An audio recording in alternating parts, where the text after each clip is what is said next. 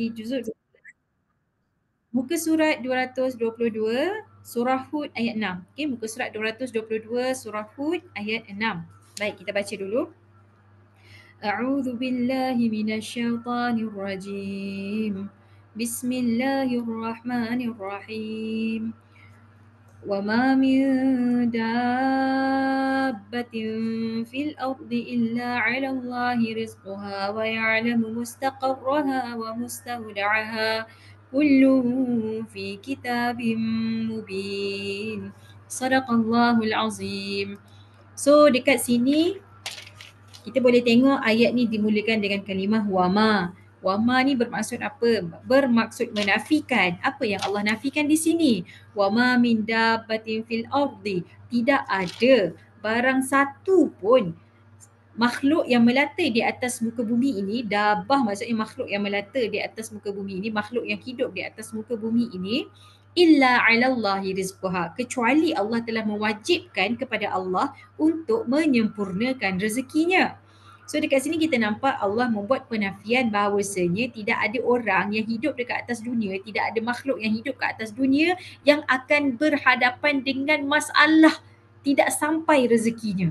Okey, wa ya'lamu mustaqarraha, dan Allah tahu mustaqarraha, di mana tempat dia duduk, okey, yang makhluk-makhluk ni tadi duduk, wa mustauda'aha, dan dekat mana tempat yang dia pergi travel, dia duduk sekejap-sekejap, dia tidak kekal lama dekat satu tempat. Kullun fi kitabim mubin, semua urusan-urusan berkaitan dengan rezeki hamba ini telah tertulis pun di dalam kitabim mubin, di dalam Lauh Mahfuz, dengan sangat jelas, dengan sangat precise, dengan sangat confirm, teliti. Okey, jadi dekat ayat ni sebenarnya dia cerita tentang apa? Dia menceritakan tentang mindset ataupun keyakinan seorang hamba Allah yang hidup dekat atas muka bumi tentang jaminan rezekinya. Kenapa Allah memberi jaminan kepada kita tentang rezeki? Sebab manusia ni bila dia tidak mendapat jaminan kepada rezeki dia, apa yang dia akan rasa? Macam mana sikap seseorang bila dia tidak mendapat jaminan? Dia akan anxious, dia akan overthink, dia akan rasa resah gelisah, dia akan rasa serba tak kena. Tapi dekat ayat ni Allah memberitahu kepada kita bahawasanya resah gelisah kita tentang rezeki, resah gelisah kita tentang bagaimana nak menguruskan kehidupan kita pada hari esok cukup ataupun tidak cukup, semua itu adalah tidak berasas. Kerana apa? Kerana yang menjaga rezeki kita adalah siapa? Adalah Allah itu sendiri. Bila Allah yang jaga, bermaksud tidak akan ada apa-apa kesilapan pun pada soal rezeki kita. Tetapi soalnya sekarang, kenapa kalaulah betul Allah jaga rezeki kita, kenapa kita semua struggle daripada sudut kewangan kita?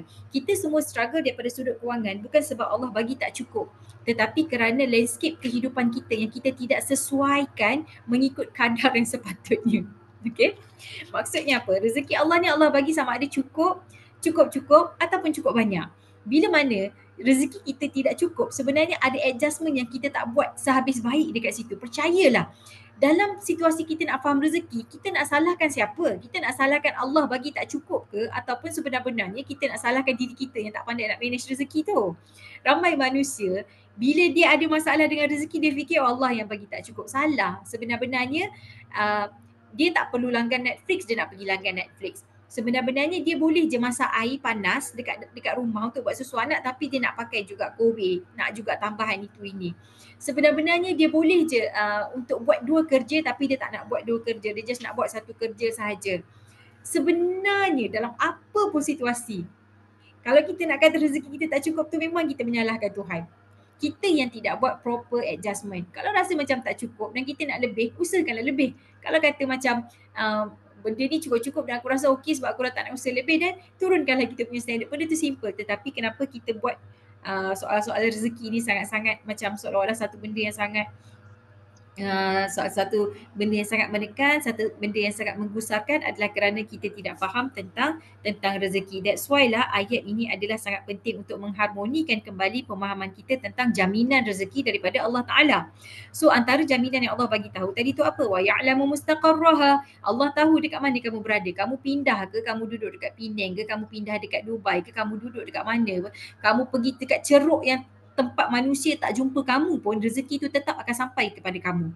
So ibarat kata puan-puan, bila kita beli barang dekat Shopee, kita letak alamat rumah mak kita, tapi kita tak duduk dekat rumah mak kita sebab rumah tu kononnya dah dah lama tak ada orang duduk. Okey, dah kena tinggal dah rumah tu. Tapi kita tersalah letak alamat dekat situ. Barang tu boleh jadi sampai tak? Dia boleh jadi sampai tapi tak dia tak pergi dekat tangan kita. Mungkin dia pergi dia hari ni orang Shopee tu dia hantar dekat rumah peninggalan mak kita tu kan.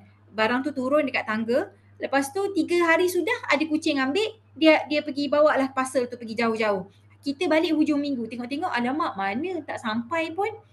Sebab apa? Sebab dia sampai dekat alamat tapi dia tak sampai dekat tangan kita. Sedangkan dengan Allah Ta'ala, rezeki yang Allah bagi pada kita ni, alamat salah ke, rumah tu tak ada orang ke, tertinggal ke, tersilap postcode ke, apa pun yang kesilapan daripada diri kita, tak kisahlah apa pun benda-benda yang boleh menghalang secara logiknya rezeki tu untuk sampai, tapi bila Allah yang take over urusan memberi rezeki, tidak ada pun sebarang possibilities untuk rezeki tu tak sampai.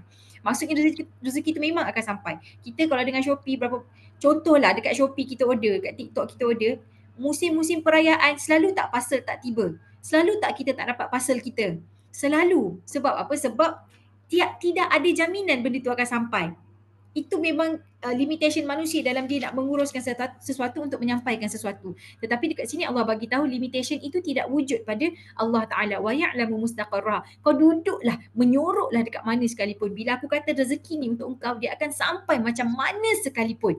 Macam mana sekalipun. Kadang-kadang kita fikir, oh hari tu itulah sepatutnya dapat cek. Tapi lepas tu saya pindah rumah, tak tahulah cek tu dihantar dekat mana. Bukan masalah kita tak dapat, kita tak dapat rezeki tu sebab salah alamat ke, kita tak tahu apa yang terjadi ke, salah transfer ke apa ke, tidak. Tapi bila Allah tidak menetapkan rezeki itu untuk kita, memang buat apa pun tidak akan sampai. Tapi kalau Allah, kalau dah tetapkan rezeki itu pada kita, kita menolaklah macam mana sekalipun, wa ya'lamu mustaqarrah, dia akan tetap sampai kepada kita macam mana sekalipun cabaran dan kesulitannya. Wa mustauda'a. Apa maksud mustauda'? Mustauda' ni adalah tempat simpanan sementara untuk menunjukkan mobiliti kita lah. So kadang-kadang bila kita pergi sesuatu tempat, kita akan ada, kita simpan barang dekat dalam kereta kita, kadang-kadang kita tumpang letak barang dekat local office, kadang-kadang kita letak barang dekat merata tempat kan. Kita ada tempat-tempat yang kita menyimpan seketika barang-barang kita, itu mustauda', tempat menyimpan barang sementara.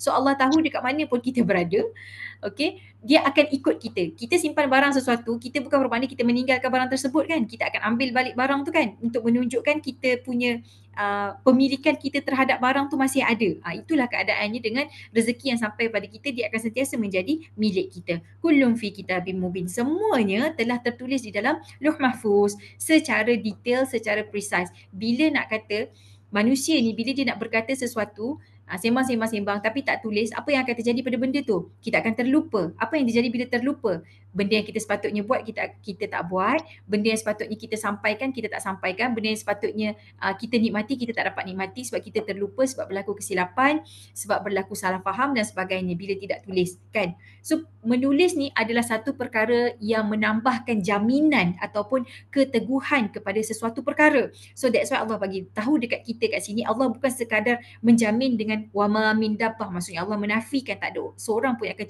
tercicir daripada dapat rezekinya. Alallahi rizquha, kecuali Allah yang mewajibkan diri Allah untuk memberi rezeki kepadanya. Dan Allah tambah dengan jaminan ketiga, semua tu Allah dah tulis. Semua benda tu sealed. Okay, sealed. Bukan benda sekadar sembang kosong tapi sealed. Kita ada masalah apa-apa pun, nak sewa rumah ke, nak beli share ke, nak pakai khidmat apa-apa benda ke, kita akan ada perjanjian. Kita mahukan sesuatu yang bertulis kerana sesuatu yang bertulis itu menambahkan nilai kepastian, menambahkan nilai jaminan dan kepercayaan terhadap sejauh mana perkara itu boleh dilaksanakan. Betul, itu tujuan menulis. Bayangkan sekarang ni, yang menulis itu adalah Allah yang maha agung, yang maha sempurna, tapi dia tulis juga di sisi dia. Itulah satu jaminan bahawasanya tentang soal rezeki kita, tidak ada ruang untuk kita berasa curiga, untuk kita berasa ragu-ragu, untuk kita berasa yang kita ini dilupakan. Tidak. Berapa bilion pun manusia dekat atas dunia ni, tak ada seorang pun yang akan terkekang daripada dia menemui ataupun dia dapat menikmati rezeki dia. Kita kalau menguruskan borang-borang kalau cikgu dia menguruskan pinjaman sekolah ke, bantuan zakat ke, apa-apa benda lah dia nak menguruskan rezeki orang lain, lagi banyak lagi banyak borang yang kita terima, permohonan yang kita terima, lagi tinggi kesilapan untuk kita buat. Lagi ramai orang yang mungkin akan terhalang untuk mendapat apa yang sepatutnya dia dapat. Tapi itu manusia. Di sisi Allah Ta'ala inilah the power of ayat wa ma min dabbatin ni tadi. Allah bagi tahu ramai mana pun, sebilion apa pun manusia, wa ma min dabbah. Takkan ada seorang pun. Seorang tu termasuklah diri engkau sendiri. Jangankan kata engkau, makhluk yang lebih kecil daripada engkau pun aku jamin. Apatah lagi engkau yang uh, besar macam ini, yang boleh nampak macam ini kan. Memang Allah jamin. So ayat ini dia memberitahu tentang mindset orang yang dia yakin kepada Allah Ta'ala dan dia tidak akan overthink pada soal rezeki. Apa yang dia fokus adalah pada bagaimana dia berusaha mendapatkan rezeki. Adakah dengan cara yang Allah redha, cara yang Allah suka ataupun sebaliknya. Tetapi berkaitan dengan hasil kepada usaha dia tersebut, dia tidak pernah question Allah Ta'ala, dia tidak pernah ragu-ragu dengan Allah Ta'ala sebab Allah dah bagi 3 bentuk jaminan dekat dalam ayat ni dan juga dekat dalam ayat-ayat lain. So, be happy dengan apa pun rezeki yang dapat kita nikmati pada hari ini sebab Allah tak pernah silap dengan kita. So, sekian itu sahaja, insyaAllah kita jumpa lagi pada hari esok. Assalamualaikum warahmatullahi taala wabarakatuh. Terima kasih Ustazah. Waalaikumsalam warahmatullahi wabarakatuh.